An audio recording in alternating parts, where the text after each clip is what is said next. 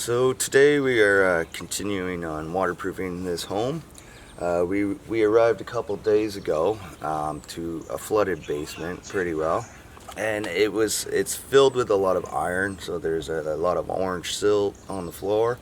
The basement was waterproofed by a different company years ago. It's just with their system, they set their system in like the mud zone in front of the footings. It collects all that silt, all that iron.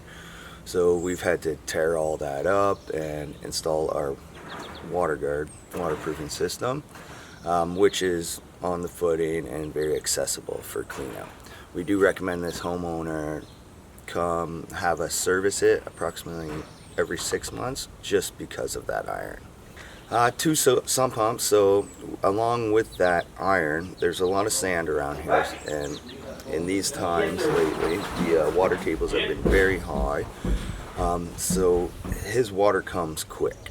So with the two sump pumps, it's going to be able to handle all that volume of water. He's always had water for years and years and years, and he goes on trips. He's kind of fed up with it. So he's called us in here to do it right.